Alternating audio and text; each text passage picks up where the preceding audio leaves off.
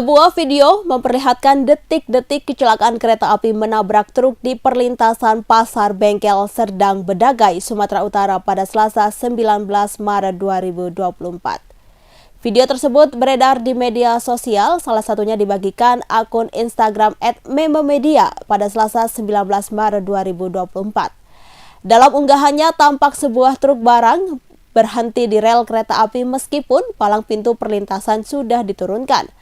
Namun naas truk itu tertemper kereta api Putri Deli yang tengah melaju. Akibatnya truk tersebut terguling jatuh di pinggir rel kereta api sementara perjalanan kereta api Putri Deli menjadi terhambat. Berikut kronologi kejadian kereta api Putri Deli yang menabrak truk di perlintasan kereta api jalur Sumatera Utara. Dikutip dari Kompas.com, manajer Humas PT KAI Divisi Regional 1 Sumatera Utara Anwar Solihin mengungkapkan kronologi kecelakaan yang dialami kereta api Putri Deli pada Selasa 19 Maret 2024 malam. Anwar menjelaskan kecelakaan melibatkan truk dengan nopol BK9223 Yeki dan kereta api Putri Deli U76A relasi Medan Tanjung Balai. Kecelakaan terjadi di perlintasan terjaga, petak jalan antara stasiun Perbaungan Stasiun Lidah Tanah di Kabupaten Serdang Bedagai pada Selasa 19 Maret 2024 pukul 20.24 waktu Indonesia. Berdasarkan keterangan petugas, pada saat kereta api akan melintas di perlintasan, mobil truk bermuatan pelet menerobos palang pintu perlintasan yang sudah tertutup dan mengalami mogok di tengah jalur kereta api sehingga terjadi temperan. Pihaknya menerangkan temperan yang terjadi menyebabkan petugas masinis dan asisten masinis mengalami luka-luka akibat terjepit dalam kereta. Kedua korban telah dibawa ke Rumah Sakit Sultan Sulaiman Rampah untuk pengobatan. Sementara itu, seluruh penumpang kereta api Putri Deli yang berjumlah 317 orang dalam kondisi selamat. Meski begitu, kecelakaan ini menyebabkan kereta api Putri Deli tidak dapat melanjutkan perjalanan karena kerusakan lokomotif. Kejadian tersebut juga menyebabkan beberapa perjalanan kereta api lainnya yang mengalami keterlambatan akibat jalur rel belum dapat dilalui. Selain itu, kondisi jalur belum dapat dilalui karena truk masih berada di jalur kereta. Untuk mengatasi gangguan ini, tim Kereta Api Indonesia bersama petugas kewilayahan akan melakukan evakuasi badan truk yang berada di rel. Hingga Selasa malam, lokomotif penolong dengan diberangkatkan menuju lokasi kecelakaan untuk melakukan proses evakuasi. Kereta Api Indonesia juga akan memberikan layanan service recovery kepada penumpang kereta api Putri Deli yang perjalanannya terlambat sesuai Peraturan Menteri Perhubungan Nomor 63 Tahun 2019. Terkait kejadian ini, Anwar dan PT KAI menyesalkan kecelakaan lalu lintas yang terjadi. Pihaknya juga menyampaikan permohonan maaf kepada para pelanggan atas ketidaknyamanan dan keterlambatan yang ditimbulkan akibat temperan truk dengan kereta api Putri Deli. PT KAI Divisi Regional 1 Sumatera Utara akan menuntut ganti rugi atas kejadian temperan truk dengan kereta api Putri Deli.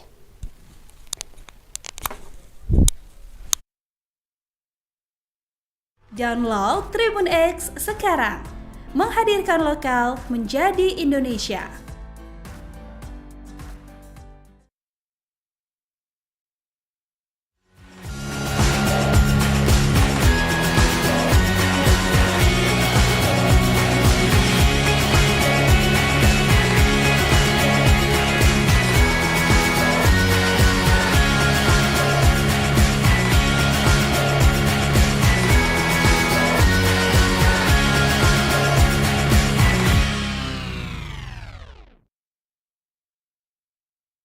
Risma hari ini tersentuh hingga meneteskan air mata saat mendengar kisah seorang lansia berusia 90 tahun. Lansia tersebut diketahui bernama Semi. Kisah ini diceritakan oleh anggota DPR M. Ali Rida pada rapat kerja Komisi 8 DPR Selasa 19 Maret 2024. Semi hidup sebatang kara dan harus menghidupi dirinya sendiri dengan membuat lempeng. Dia hanya dibayar sebesar Rp5.000 untuk setiap lempeng yang dibuatnya. Penghasilan ini tentu saja tak cukup untuk memenuhi kebutuhan hidupnya. Mendengar cerita Semi, Risma tak kuasa menahan air mata. Risma pun berjanji untuk segera membantu Semi dan memastikan lansia tersebut mendapatkan bantuan sosial yang layak. Kisah Semi menjadi contoh nyata masih banyaknya lansia di Indonesia yang hidup dalam kesulitan. Hal ini menjadi perhatian serius bagi pemerintah dan perlu segera dicarikan solusi yang tepat. Di momen inilah Risma tampak mulai menutup mulutnya dengan tisu dan terlibat mulai meneteskan air matanya. Ridho menyampaikan bahwa Semi hanya salah satu warga tak mampu yang ditemuinya. Namun dia meyakini bahwa Risma sebagai menteri tentu banyak menemukan kasus serupa. Semi tidak menerima bantuan sosial karena tidak termasuk data terpadu kesejahteraan sosial atau DTKS. Ridho mengatakan padahal tetangga Semi menerima bantuan sosial dari pemerintah. Sebagai informasi, DTKS adalah data yang meliputi pemerlu pelayanan kesejahteraan sosial atau PPKS, penerima bantuan dan pemberdayaan sosial, serta potensi dan sumber kesejahteraan sosial atau PSKS. Melalui cerita Semi, Ridho lantas merasakan bagaimana beratnya Risma bekerja menangani rakyat miskin di Indonesia. Dia pun berharap segera ada perbaikan dalam DTKS untuk mengatur seberapa besar warga yang semestinya layak menerima bantuan.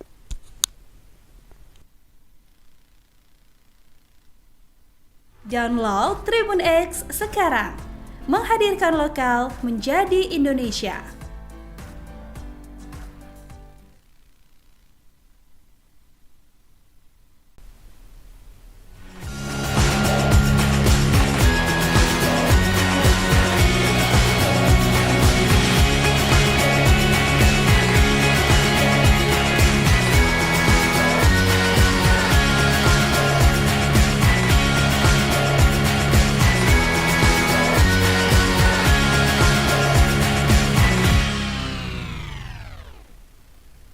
Demi membela warga Palestina, pasukan Hizbullah nekat maju ke pos terdepan Zionis di selatan Lebanon.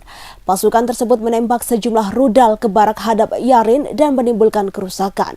Akibat serangan Hizbullah, Zionis kelabakan dan kocar-kacir menyelamatkan diri. Dilansir dari Al-Mayadin pada Selasa 19 Maret 2024, hal itu diungkapkan oleh Hizbullah. Pasukan perlawanan Islam dari Lebanon tersebut mengaku meluncurkan sejumlah serangan ke posisi Zionis, termasuk menyerang pos terdepan Israel hadap Yarin pada Senin 18 Maret 2024. Dalam serangannya itu, Hizbullah menembakkan sejumlah rudal ke hadap Yarin hingga mengakibatkan sejumlah ledakan. Akibat serangan itu, Zionis pun kelabakan dan mengalami kerugian. Hizbullah mengklaim serangan ke pos terdepan Israel itu sebagai respon atas kekejaman Israel terhadap warga Palestina di Gaza. Hizbullah juga mengumumkan selain hadap Yarin, pasukannya juga menargetkan 5 markas lainnya di perbatasan. Namun dalam laporannya, Hizbullah tak membeberkan soal ada atau tidaknya korban jiwa dalam peristiwa tersebut.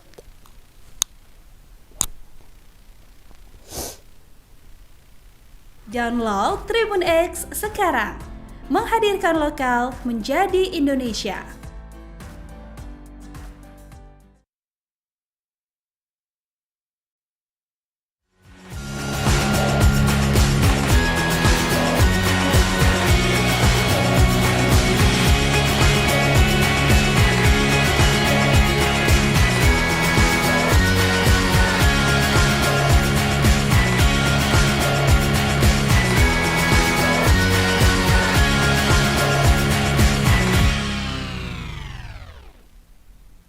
Seorang guru madrasah ibtidaiyah di Kecamatan Kabupaten Bojonegoro diduga mencabuli sejumlah siswanya. Seorang guru cabul itu berinisial MM. Pada Rabu 20 Maret 2024, guru berusia 23 tahun tersebut ditetapkan Satreskrim Polres Bojonegoro sebagai tersangka. Kasat Reskrim Polres Bojonegoro AKP Fahmi Amrullah meneruskan, kasus asusila di lingkungan pendidikan itu dilaporkan salah satu orang tua korban ke pihaknya pada pertengahan Maret 2024. Menindaklanjuti laporan itu, penyidik Satreskrim Polres Bojonegoro kemudian melakukan pemeriksaan terhadap pelaku hingga korban dugaan pencabulan itu. Usut punya usut, tersangka melakukan aksi cabul ke beberapa sejumlah siswa karena dulunya tersangka juga merupakan korban pencabulan saat dirinya berada di pondok pesantren. AKP Fahmi menerangkan pengalaman kelam di masa sekolah inilah bisa menjadi penyebab tersangka nekat berbuat cabul ke sejumlah siswa tempatnya mengajar. Terkait kronologi, AKP Fahmi membeberkan tersangka dan para korban tinggal di asrama sekolah. Dengan kesempatan inilah tersangka bisa beraksi. Sebab usai dicabuli itu korban diancam agar tak bercerita kepada siapapun. Jika nekat bercerita, korban diancam tersangka dengan perbuatan yang lebih cabul lagi. Lebih lanjut, pihaknya terus mengembangkan kasus pencabulan dilakukan guru kepada sejumlah siswanya ini. Para pihak terkait dipanggil untuk dimintai keterangan.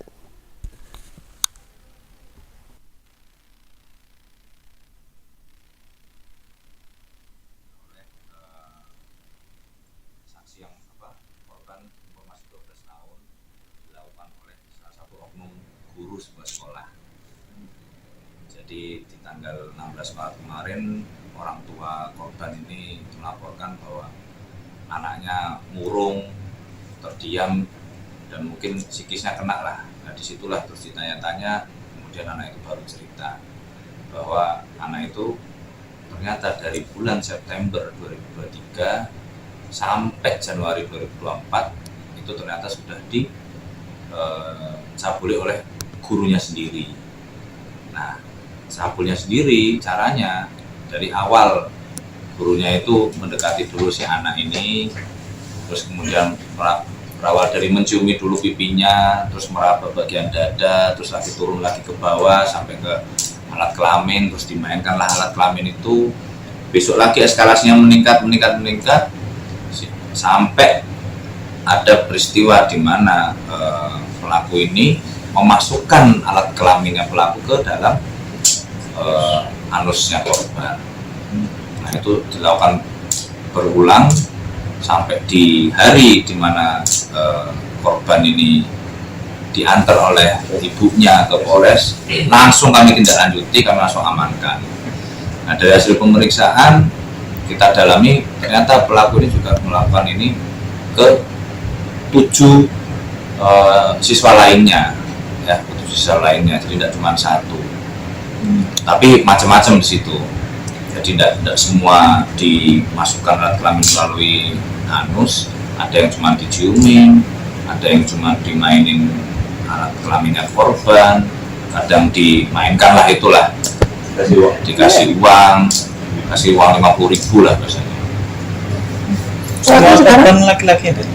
Semua korban laki-laki. Karena mereka ini kan satu asrama. Satu asrama itu kan satu kamar panjang, di mana itu siswa. Terus di situnya ada pengasuhnya, ya gurunya lah. Jadi mereka masih dalam satu naungan asrama bareng. Semua korbannya laki-laki. Pelaku sekarang sudah ditahan di rutan Polres Bojonegoro. Kita kenai pasal Undang-Undang Perlindungan Anak dengan ancaman pidana maksimal 15 tahun penjara. Untuk total korban 7 plus 1 tadi ya, Nenek? 8 ya? Iya. Statusnya sudah ASN atau? Enggak, dia honorer. Asli Bojonegoro atau mana? Asli Bojonegoro. Guru apa itu, Nenek? Guru komputer. Guru komputer ya? Apakah berarti kita master. Apa dia juga melakukan itu pas dia pelajaran atau istirahat atau gimana? Nah, itu pas dia tidur. Pas kan tidurnya bareng kan, mereka lalu ada problem. Mereka tidurnya bareng. Jadi ya melakukan pas itu. Kan cuma ada dikasih sekat paling kayak lemari gitu. Jadi tempatnya pelaku ini ya udah disitulah diajak.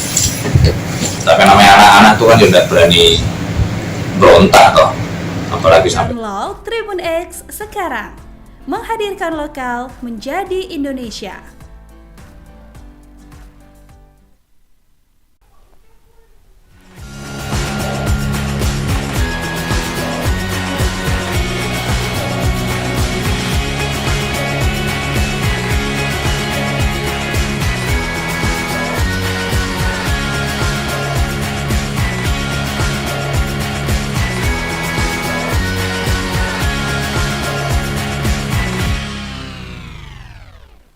Pemirsa, Anda kembali dalam Sekilas Jawa Timur. Pria yang tewas di area tambak kawasan Jalan Raya Sukolilo Kasih, Sukolilo, Surabaya pada Selasa 19 Maret 2024 dini hari bernama M. Hudoyono, 45 tahun, yang dikenal sebagai pencari kepiting liar di tambak pesisir pantai. Kakak korban Agus Prayitno, 47 tahun, mengatakan adiknya yang merupakan bapak dua anak itu mengalami luka sobekan pada hampir sekujur tubuhnya. Adiknya telah lama bekerja sebagai pencari kepiting liar di area tambak pesisir pantai kawasan Surabaya Timur kurang lebih sekitar 20 tahun lamanya. Hampir setiap hari sang adik berburu kepiting liar yang nantinya akan dijual ke pihak pengepul di pasar ikan kawasan Kecamatan Sukolilo, Kota Surabaya. Biasanya sang adik akan berangkat mencari kepiting mulai pukul 17.00 waktu Indonesia Barat sore dan kembali pulang pada saat dini hari sekitar pukul 1 atau 2 waktu Indonesia Barat. Agus menduga kuat adiknya telah dibunuh dengan cara diserang menggunakan senjata tajam jenis celurit dari sisi belakang hingga terkapar. Namun yang bikin geram, mengapa si pelaku masih melakukan upaya melukai korban dengan sadisnya hingga tubuh korban terluka parah. Mengenai penyebab aksi penganiayaan hingga mengakibatkan korban tewas, Agus menduga si pelaku terlibat perseteruan dengan sang adik karena dipicu permasalahan perebutan area lahan untuk mencari kepiting liar. Dugaan tersebut diperolehnya dari keterangan korban semasa hidup yang sempat mengeluh pernah terlibat permasalahan dengan temannya sesama pencari kepiting.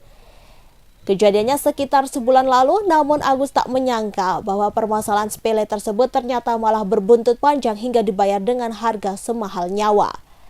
Sementara itu, Kapolsek Sukolilo Polrestabes Surabaya Kompol Imade Patera Negara mengatakan pihaknya masih melakukan penyelidikan atas temuan mayat tersebut, sehingga dirinya juga belum dapat memberikan banyak informasi perihal perkembangan terbaru penyelidikan.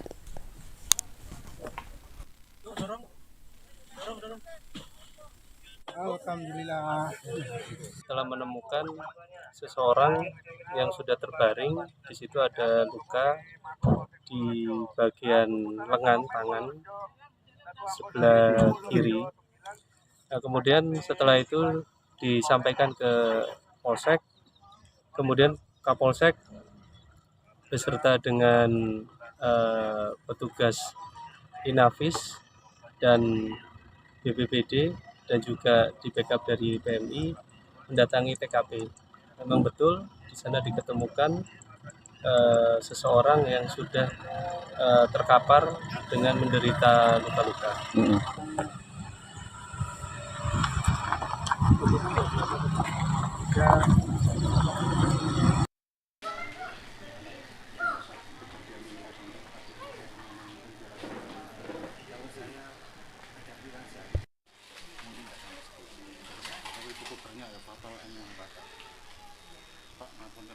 Pak Hudoyono ini SMA sudah lulus. Sudah kerja yang ada. Download Tribun X sekarang, menghadirkan lokal menjadi Indonesia.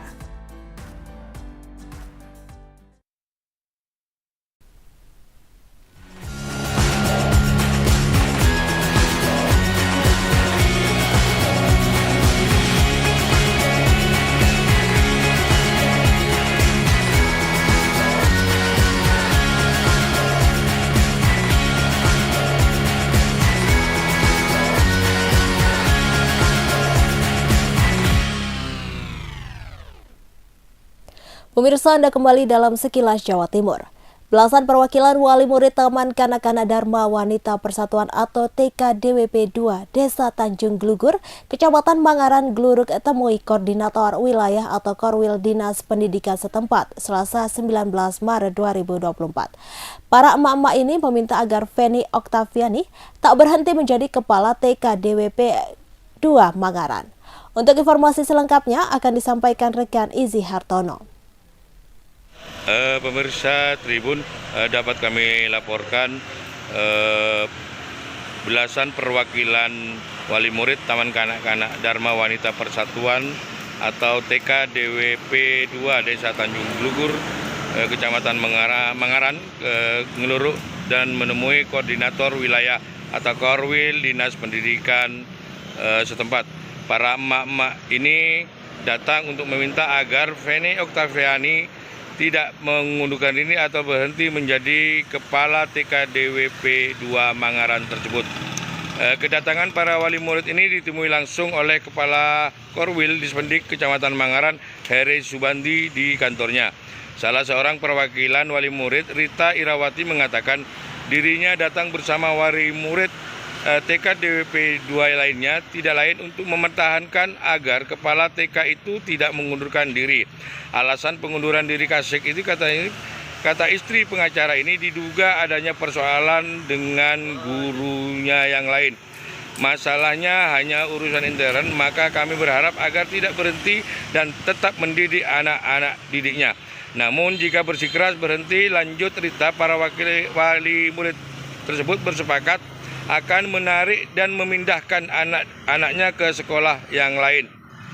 Dikonfirmasi terpisah, Kepala Korwil Dispendik Mangaran, Heri Subandi, mengatakan kedatangan para wali murid ini karena kepala sekolahnya mau mengundurkan diri dan para wali murid tidak setuju. Menurutnya sejauh ini pihaknya sebatas melakukan pembinaan terhadap kepala sekolah dan para gurunya. Bahkan dirinya mengatakan sudah pernah melakukan pembinaan terhadap guru dan juga Kasek serta perwakilan wali murid. Persoalan TKDP 2 Mangaran itu, kata Heri, sebenarnya sudah dilimpahkan dan ditangani oleh pihak Dinas Pendidikan Kabupaten Situbondo. Bahkan Heri menjelaskan bahwasanya saat ini bukan lagi ranah Korwil, melainkan sudah ditangani oleh Dinas Pendidikan Kabupaten Situbondo. Menurutnya sebenarnya pada tanggal 25 Februari 2004 sudah dipanggil oleh istri Sedakap selaku Ketua Yayasan TK Dharma Wanita Persatuan Kabupaten Situbondo. Bahkan terkait dengan anggaran BOS itu ranah dari inspektorat dan yang sudah melakukan audit dan pemeriksaan. Karena Heri menyatakan bahkan di penggunaan dana BOS tersebut tidak ditemukan adanya penyelewengan. Terkait dengan adanya tudingan pemalsuan tanda tangan, Heri mengaku tidak mengetahui karena itu hanya dugaan. Yang jelas persoalan tersebut dapat dibuktikan melalui proses pengadilan Situbondo. Demikian dapat kami laporkan dari Situbondo. Baik, terima kasih rekan Izzy Hartono, laporannya dari Kabupaten Situbondo, Jawa Timur, dan selamat bertugas kembali. Dan Tribuners, berikut ini adalah wawancara dari Kepala Korwil Dispendik Kecamatan Mangaran, Heri Subandi. Permasalahannya itu Fufeni itu, Pak, kepala sekolah ingin mengundurkan diri. Nah, lantas dia wali murid tidak setuju kalau Fufeni itu kepala sekolah mengundurkan diri. Terus langkah Korwil seperti apa ini? Nah, Korwil itu kan memberikan pembinaan, Pak. Pembinaan. Itu sudah dikasih pembinaan sudah, Pak. Ada 4 guru kepala sekolah dengan 3 orang guru. Perkara ini sudah dilimpahkan ke dinas, Pak, dinas pendidikan. Bukan Korwil lagi sekarang, dinas pendidikan yang menangani sekarang. Bagian Pak Sai dengan Pak Andi itu yang mengendalikan. Nah itu sudah beres. Malah tanggal 25 itu dipanggil Ibu Sikda. Dia kan ketua yayasan, Pak. Tidak ada masalah. Ya, tidak ada masalah sudah. Muncul lagi nih. Kalau Korwil untuk katanya suruh mutai, tidak bisa tahan. Korwil hanya memberikan pembinaan. Kalau saya masuk ke ranah dan bos, terseret saya. Karena bosnya tidak tahu, karena independen itu. Itu masalahnya itu inspektorat yang memeriksa itu. Ada temuan apa inspektorat, Pak? Tidak ada itu, Pak. Hanya itu penggantian bendahara yang lama menjadi yang baru. Itu yang menjadi gejolak itu. Tidak terima. Terus tudingan adanya pemalsuan tanda tangan? Kurang paham. Itu hanya dugaan kan itu. Nanti yang dibuktikan misalnya bisa di pengadilan. Karena benar ada laporan ke polisi. Ya dilaporkan sudah ke polisi. Tapi kemarin sudah ditarik resi dari banknya, dari Bank Jatim itu. Malah saya disuruh kasih surat pengantar, tidak mau saya. Tahu-tahu uang bos sudah ditarik, Pak. Ditarik dulu, Pak. Sudah. Itu kan akal pemilihan sip lah. Kalau penyelewengan insya Allah tidak ada. Tidak ada. Soalnya sip lah sekarang. Apa ini kesalahpahaman? Ya, ini mungkin karena masalahnya itu bendahara lama yang diberhentikan itu, Pak. Tidak terima. Bendahara lama siapa, Pak, namanya? Bu Ilisan, Bu Ilisan. Jadi ini internal dari sekolah. Internal sekolah itu Pak, tak perlu mencuat ke sini. Nah, Ya itu makanya. Sampai orang tua murid tidak terima. Nah, itu ada pro dan kontra Pak. Yang satunya harus Bu Feni yang keluar, yang satunya harus dua guru yang keluar. Itu ada perbedaannya Pak. Ya benar. Nah, kalau saya tak bisa memastikan, baru ketua yayasan bisa yang berani menindak itu. Posisi sekarang kasus ini di mana Pak? Di Dinas Pendidikan. Belum selesai. Belum sadar. Tapi Download Tribun X sekarang. Menghadirkan lokal menjadi Indonesia.